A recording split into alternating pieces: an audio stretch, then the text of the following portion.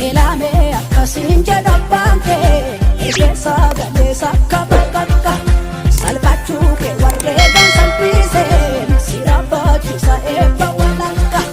dhala koo si fallaadhe lubbuu koo si bilchinaacha koote baantuute rifeensa kee lakkoofsaan beeka kan sirtuutte agartuu kooti buute ija koo sirraatiin buqqifadhu si eeguun dadhabuu ta'ee dhofa abbaan argarga sitti niqatu waa jedhee dubbadheen sirraa oofa eega kanaafu mogooleen mul'atu dhattuun qajeelaan gogu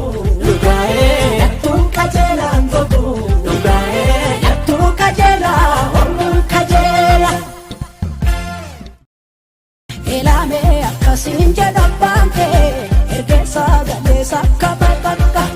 salphachuu kee warreegan salphiseen si raabbachiisa eebba walakka dhala koo si fallaadhe lubbuu koo si bilchinaacha koote baantuute rifeensa kee lakkoofsaan beeka kan sirtuutte agartuu kooti buute ija koo sirraatiin buqqifadhu si eeguun dadhabuu ta'ee dhofa abbaan argarga sitti niqatu waa jedhee dubbadheen sirraa oofa eega kanaafu mogooleen mul'atu dhattuun qajeelaan gogu dhattuun qajeelaan gogu dhattuu qajeelaa hormuun qajeela elame akkasiin jedha abbaan kee ergeessa galeessa akka bakka salphachuu kee warreegan salphiseen si raabbachiisa eebba walakka dhala koo si fallaadhe lubbuu koo si bilchinaacha koote baantuute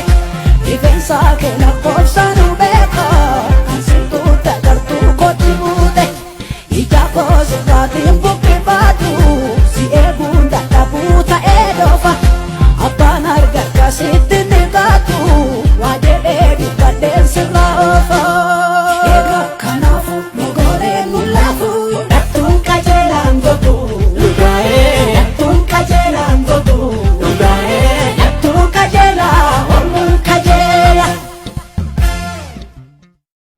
elame akkasiin jedha abbaan kee ergeessa galeessa akka bakka salphachuu kee warreegan salphiseen si raabbachiisa eebba walakka dhala koo si fallaadhe lubbuu koo si bilchinaacha koote baantuute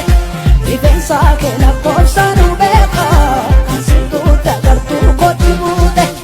ija koo sirraatiin buqqifadhu si eeguun dadhabuu ta'ee dhofa abbaan argarga sitti niqatu